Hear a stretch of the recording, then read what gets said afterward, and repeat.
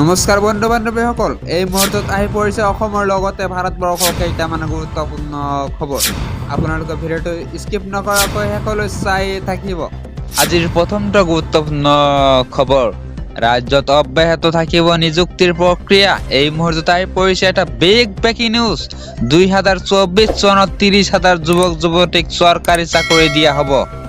30,000 চৰকাৰী নিযুক্তিৰ বাবে শীঘ্ৰে চাকৰিৰ বিজ্ঞাপন প্ৰকাশ কৰিব ৰাজ্য চৰকাৰে। এটকাও ঘোষ নিদিয়াকৈ চৰকাৰী চাকৰি পাব। শীঘ্ৰে ৰাজ্যত আৰম্ভ হ'ব মুখ্যমন্ত্ৰী আৱাস যোজনা।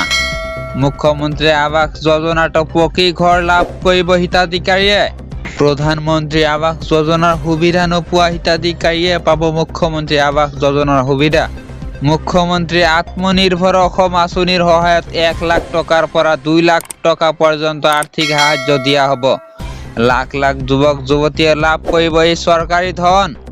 ৰাজ্যৰ হাজাৰ হাজাৰ আত্মসহায়ক গোটৰ প্ৰতিগৰাকী মহিলাক দিয়া হ'ব চৰকাৰী ধন। প্ৰত্যেকগৰাকী মহিলাক 10,000কৈ টকা দিব ৰাজ্য চৰকাৰে। লাখ লাখ মহিলাই লাভ কৰিব 10,000কৈ টকা। আজিৰ পৰৱৰ্তী গুৰুত্বপূৰ্ণ খবৰ, PM কিষাণ আঁচনিৰ লাখ লাখ হিতাধিকাৰীলৈ ডাঙৰ ঘোষণা কৃষি বিভাগৰ। এই মুহূৰ্তত আহি পৰিছে আন এটা বিগ ব্ৰেকিং নিউজ। 16 নম্বৰ কিস্তিৰ ধন পাবলৈ কৰিব লাগিব কেইটামান বিশেষ কাম। কাইলৈ গাঁৱে গাঁৱে অনুষ্ঠিত হ'ব PM কিষাণ বিশেষ গাঁও সভাত থিতাতে কৰিব পাৰিব KYC। DBTৰ বাবে প্ৰয়োজনীয় কাম সম্পাদন কৰিব পাৰিব এই সভাত। নিৰ্দিষ্ট বেংকৰ প্ৰতিনিধি উপস্থিত থাকিব গাঁও সভাত।